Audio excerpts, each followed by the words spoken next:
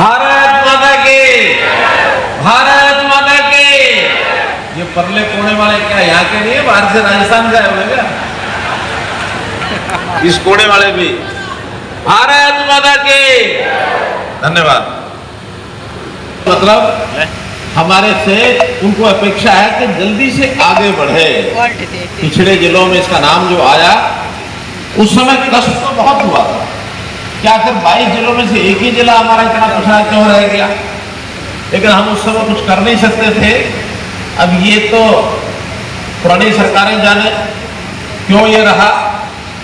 विकास जब चंडीगढ़ से वो चलाते थे तो उनकी गाड़ी अपने अपने जिलों में जाके रुक जाती थी। यहां पर वो कभी विकास की गाड़ी लाए नहीं, और हमने तो जैसे घोषणा की कि पूरी गाड़ी भर करके यहां लाए हैं और यहीं से बाकी जिलों को बांटा है।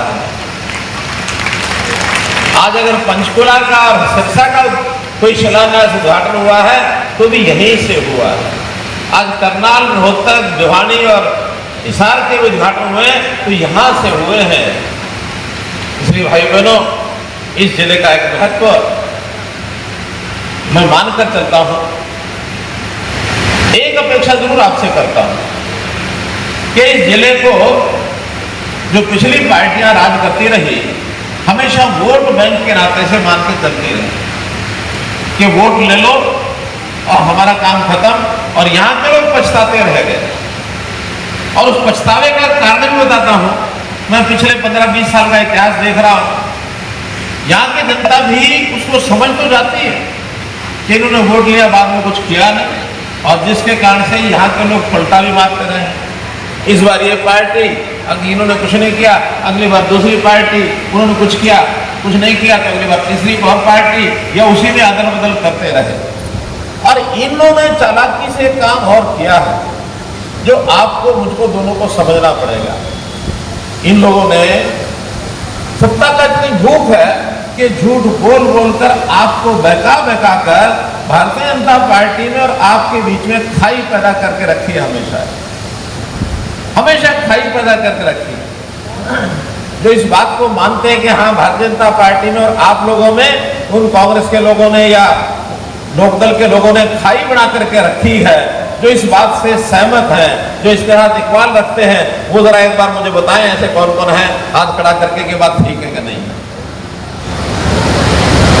आज इतने सारे लोग मानने के लिए तैयार हैं। ये खाई बना के रखी है, डरा के रखा है। बीजेपी आएगी मुसलमानों को खा जाएगी, मोदी आएगा मुसलमानों को खा जाएगा। ये आरएसएस के लोग पता नहीं मुसलमानों को ठिकाने देंगे नहीं ठिकाने देंगे। भाइयों, देशभक्ति की ये पार्टी है, और देशभक्ति का मतलब जो देश के लिए सोचेगा हम उसके साथ खड़े हैं। जो देश के विरोध में सोचेगा, वो चाहे किसी भी जाति का हो, वो हिंदू हो, मुसलमान हो, सिख हो, ईसाई हो, जैन हो, बौद्ध हो, देश के खिलाफ सोचने वाला वो देश का दुश्मन है, तो हमारा भी दुश्मन है।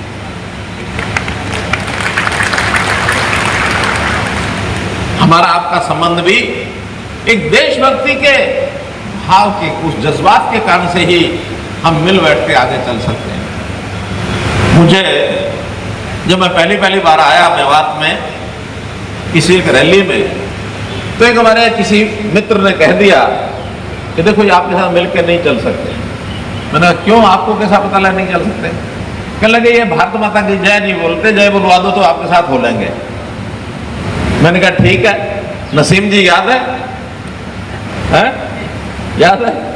गवाह है नसीम अहमद। मैंने वहीं 2 मिनट भूमिका बढ़ाई। मैंने कहा भाई देखो, हमको जिंदगी में जो रिश्ते होते हैं ना, उन रिश्तों में सबसे ज्यादा प्यारा रिश्ता होता है माँ का। किसका होता है? किसका होता है? जरा जोर से बोल दो, किसका होता है? माँ का।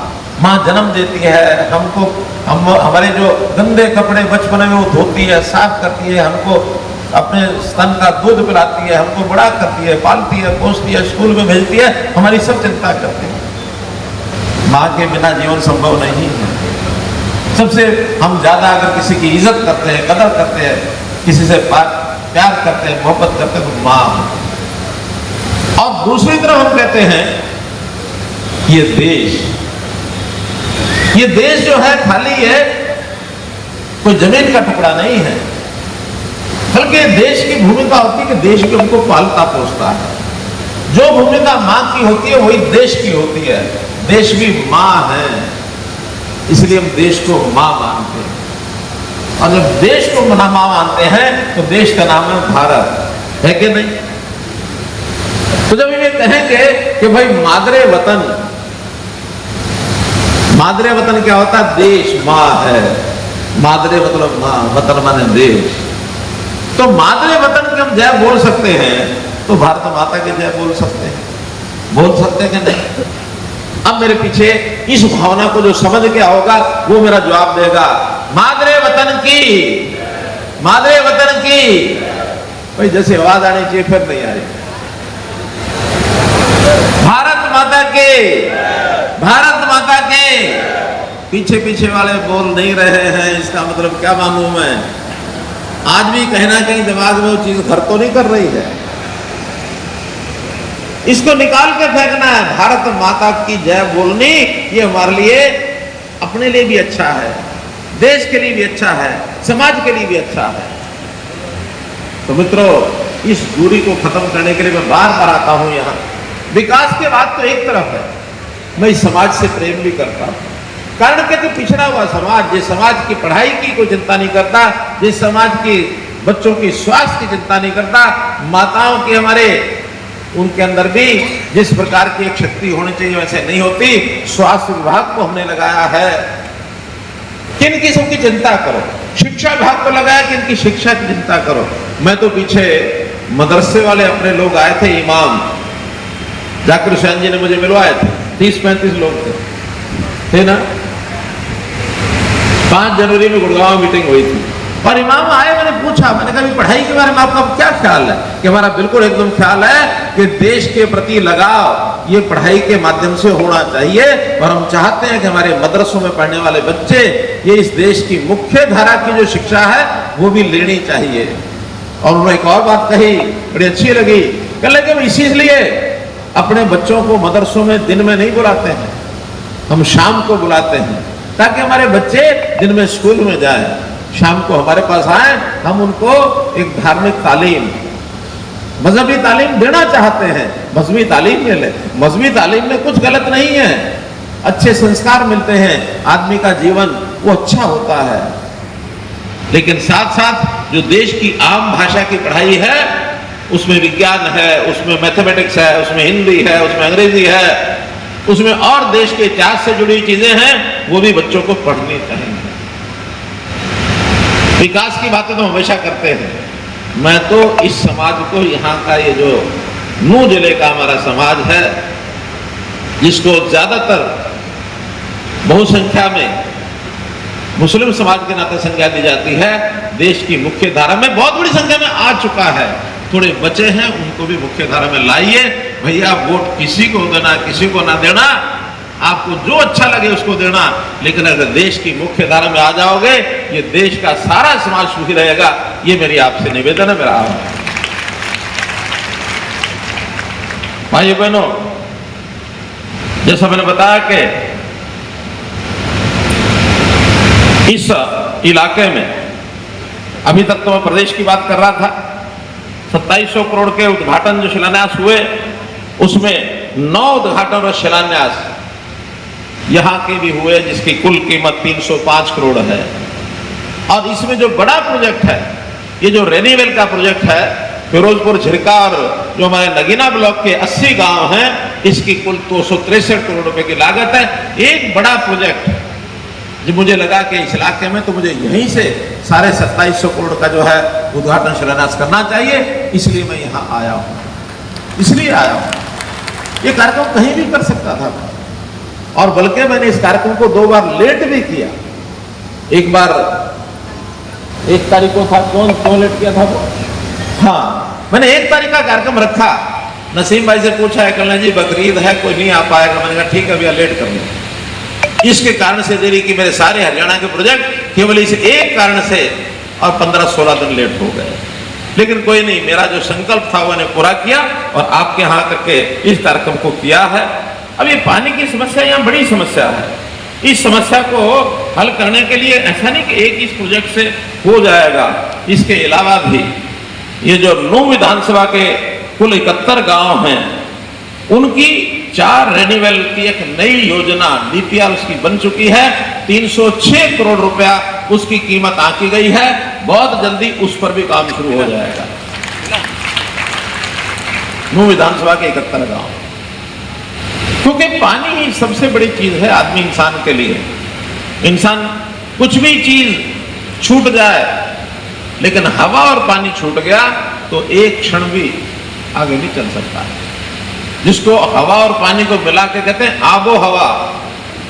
ये आबो हवा ये शरीर को जिंदा रखती है। पानी भी चाहिए, हवा भी चाहिए।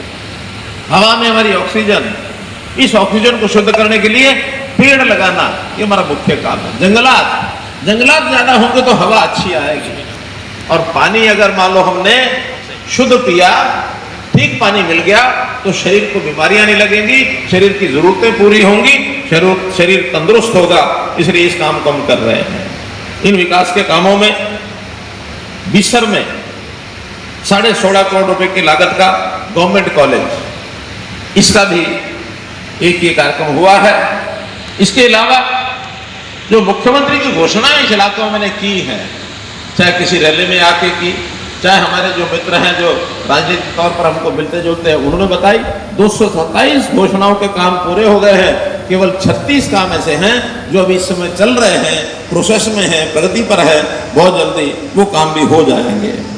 इसी प्रकार जहां तक सड़कों का ये विषय बताया, यानी सड़कों का जाल तो ये दिल्ली मुंबई जो मैंने पहले जिक्र किया है, ये अपने आप में इस इलाके का नक्शा बदलने वाला है। मुझे जरूर लगता है कि इस इलाके में जमीनों के भाव काफी बढ़े होंगे। बढ़े हैं क्या? कनेक्टिविटी जो ये है इसके आसपास क्या रेट था, क्या हो गया? कहते लाखों से करोड़ों हो गए। अब कितने लाख फिर कितने करोड़ हो गए, हिसाब लगाते रहेंगे। लेकिन बहुत बड़ा परिवर्तन ये आया है। और सड़कों के जाल में बाकी जितने काम चल रहे हैं। एक सड़क पे मैं चर्चा जरूर करना चाहूंगा, नू से लेकर के और ये जो हमारी मुंडा का बॉर्डर तक, यहां से जो होकर निकलती है फिरोजपुर झिरका से, इस रोड पर भी कई बार बातें हुई, कई बार चीजें आगे बढ़ी, किन्हीं कारणों से वो रह गई थी। लेकिन अब इसका पैसा मंजूर हो गया है। 350 करोड़ रुपया इस पर लागत आएगी। इसकी डीपीआर तैयार हो गई है। और आज मैं बता रहा हूं कि अब ये महीना चल रहा है जुलाई का, ये अक्टूबर के अंत तक नहीं तो नवंबर के शुरू में इसका काम भी शुरू हो जाएगा।